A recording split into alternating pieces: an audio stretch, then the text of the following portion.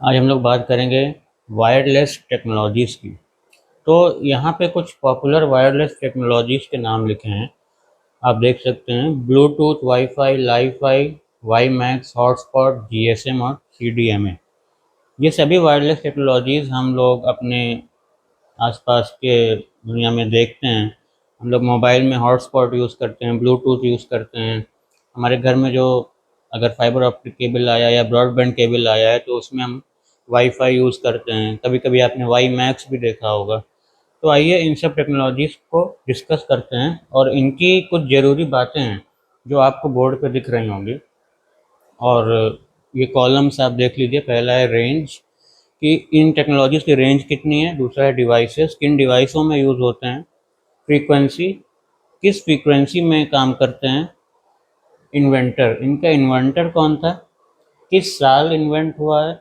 ये दोनों चीज़ ज़रूरी है, कौन इन्वेंटर था, किस साल इन्वेंट हुआ, ये आपको जानना ज़रूरी है। और फुल फॉर्म ज़रूरी है, ये आपको याद रखना चाहिए कि सबका फुल फॉर्म क्या है। तो ये तीन कॉलम तो बहुत इम्पोर्टेंट हैं। और अगर आप इसे हो सके तो रेंज भी याद कर लीजिएगा, ये सब याद होना चाहिए। और फ्रीक्वेंसी तो बहुत ज़्यादा डिटेल है इसमें, इसको रटने की ज़रूरत नहीं है, इसको आप बस देख लीजिए एक बार कि क्या क्या होती हैं फ्रीक्वेंसी। डिवाइसेस में ज़्यादातर का डिवाइस मोबाइल डोंगल्स ये सब है। तो ये तो याद हो जाएगा आराम से। मेन चीज़ है डेट और इन्वेंटर और फुल फॉर्म को याद करना।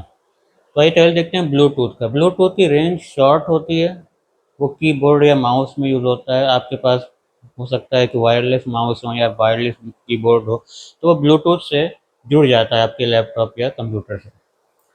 इसकी फ्रीक्वेंसी 2.5 गीगाहर्ट्ज़ से 2.8 गीगाहर्ट्ज़ होती है। ये इलेक्ट्रोमैग्नेटिक तरंगे हैं जो कि ब्लूटूथ को काम करने में मदद करते हैं। इनका इन्वेंटर था डॉक्टर जैप हार्टसन और 1994 में इन्वेंट हुआ था। फुल फॉर्म क्या है, फुल फॉर्म कुछ नहीं है, वो ब्लूटूथ ही फुल फॉर्म। वाईफाई की रेंज 100 से 300 मीटर होती है। वाईफाई आपके घर में काम करता है, ऑफिस में काम करता है। आपके पास रूटर्स होंगे, मॉडेम्स होंगे जो जिनमें ब्रॉडबैंड या फाइबर ऑप्टिक कनेक्शन आया होगा, और वो आपके ऑफिस या घर में वाईफाई कनेक्शन प्रोवाइड करता है। मोबाइल या लैपटॉप में यूज़ कर सकते हैं वाईफाई, और भी उसमें भी यूज़ कर सकते हैं, आईओटी डिवाइस में भी होता है। 2.4 से 5 गीगाहर्ट्ज़ फ्रीक्वेंसी है। इनका इन्वेंटर था जॉन ओ सलिवन।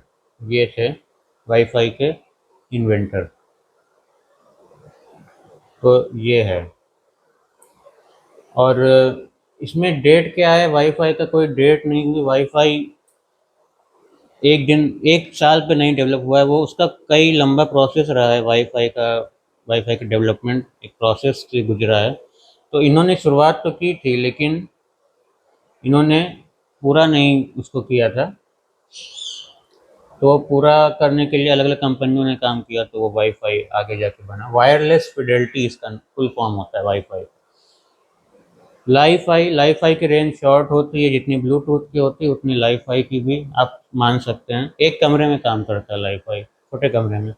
लाईफाई का यूज़ मिलिट्री या ट्रांसपोर्टेशन में काम आता है ज़्यादातर। उसको आप मोबाइल और लैपटॉप में भी यूज़ कर सकते हैं, लेकिन क्योंकि लाईफाई ऐसी टेक्नोलॉजी है जो अभी पूरी तरह डेवलप नहीं हुई है, कंज्यूमर के पास नहीं आई है, तो इसको मिलिट्री या ट्रांसपोर्टेशन इंडस्ट्री में यूज़ किया जाता है।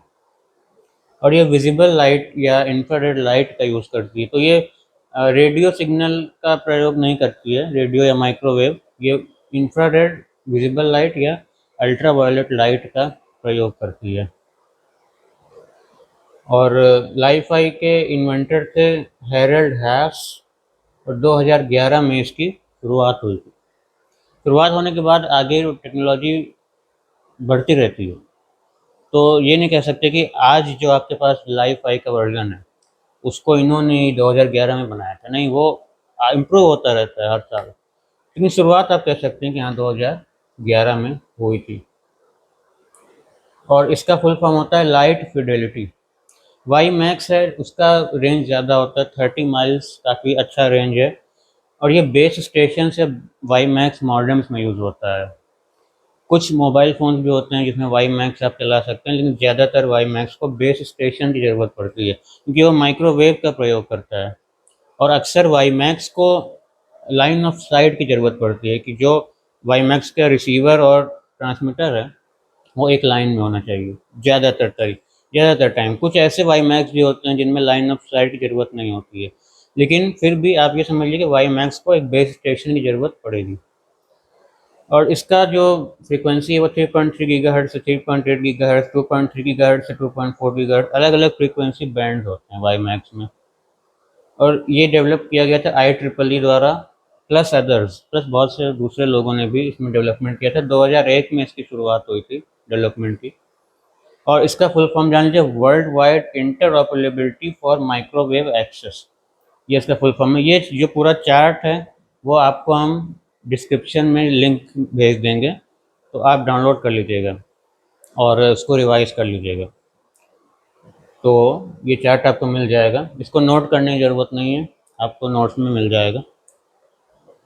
तो अगला है हॉटस्पॉट। हॉटस्पॉट हम लोग यूज़ करते हैं मोबाइल से। अगर आपको अपना इंटरनेट किसी के साथ शेयर करना है तो आप हॉटस्पॉट ऑन कर देते हैं तो इंटरनेट शेयर हो जाता है। तो ये होता है, वही हॉटस्पॉट की बात यहाँ हो रही है। इसकी भी रेंज शॉर्ट होती है, जितनी वाईफाई की होती है, जितनी ब्लूटूथ की होती है, उतनी हॉटस्पॉट की आप मान सकते हैं। ये मोबाइल लैपटॉप में यूज़ होता है। इसकी फ्रीक्वेंसी 2.4 गीगाहर्ट्ज़ से 5 गीगाहर्ट्ज़ होती है या 6 गीगाहर्ट्ज़ भी हो सकती है। अलग अलग बैंड हो सकते हैं फ्रीक्वेंसी के।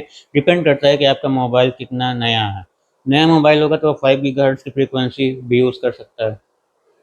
और हॉटस्पॉट कोलैबोरेटिव एफर्ट था, कई लोगों ने मिलकर बनाया था। और नोवाटेल एक कंपनी थी जिसने पहली बार हॉटस्पॉट वाले डिवाइसेस पब्लिश किए थे, इन्वेंट किए थे। तो 2009 में इन डिवाइसों को निकाला गया था मार्केट में। हॉटस्पॉट का कोई फुल फॉर्म नहीं होता, वो खुद ही एक फुल फॉर्म है। अब आइए जीएसएम और सीडीएमए आपको ऐसी टेक्नोलॉजीज हैं जिससे कि आप सेल फोन के टावर से कनेक्ट कर सकते हैं। आपके पास मोबाइल होगा, मोबाइल में एक सिम की ज़रूरत होती है। सिम की मदद से आप अपने मोबाइल को किसी भी सेल फोन के टावर से जोड़ सकते हैं और कम्युनिकेशन कर सकते हैं। तो जीएसएम सीडीएमए दोनों ही इस काम के लिए यूज़ होते हैं।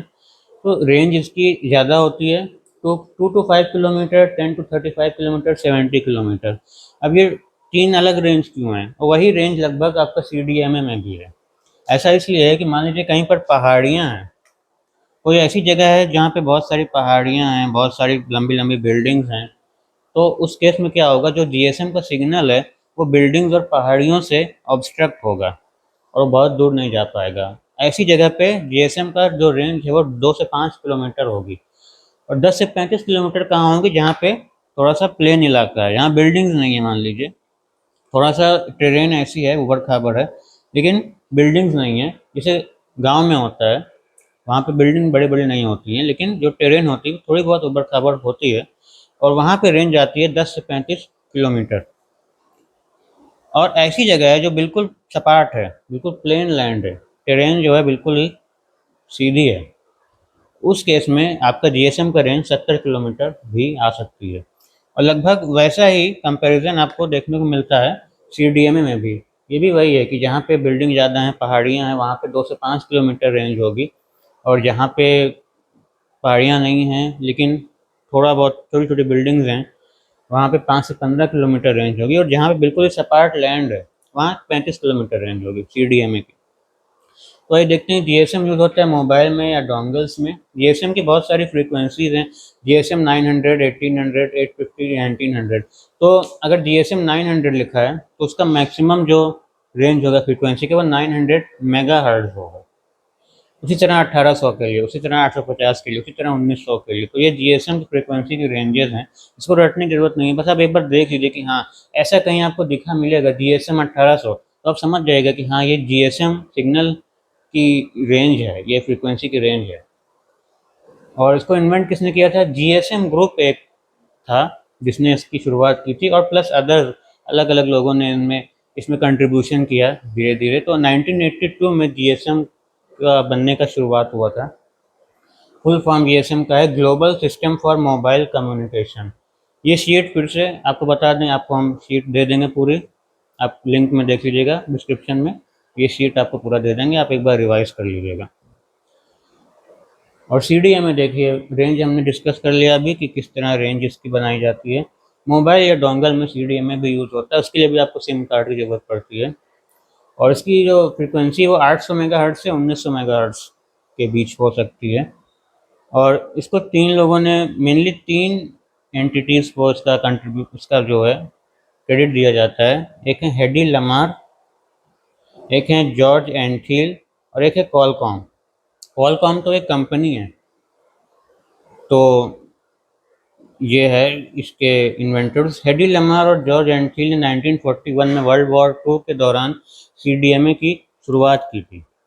और उसके बाद 1985 से क्वालकॉम ने इसको आगे डेवलप किया, इसको कंज्यूमर्स के लिए अडॉप्ट किया, ताकि हम इसको आम पब्लिक लोग इसको यूज़ कर सकें। तो ये था इसका इन्वेंशन। इसका फुल फॉर्म देखिए, कोड डिवीजन मल्टीपल एक्सेस। तो CDMA में एक चीज़ ऐसी होती है कि एक ही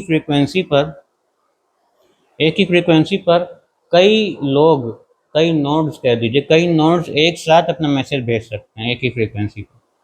अलग अलग कोड्स की मदद से ऐसा होता है कि एक मैसेज का कोड कुछ और आपने असाइन कर दिया, दूसरे मैसेज का कोड कुछ और असाइन कर दिया, तो अलग अलग कोड्स रहते हैं। उसकी मदद से एक ही चैनल से, एक ही फ्रीक्वेंसी से कई सारे लोग अपना सिग्नल एक साथ भेज सकते हैं। तो ये CDMA की खासियत है, जो कि इसको GSM से बेटर बनाता है। तो ये थे आपकी वायरलेस टेक्नोलॉजीज़।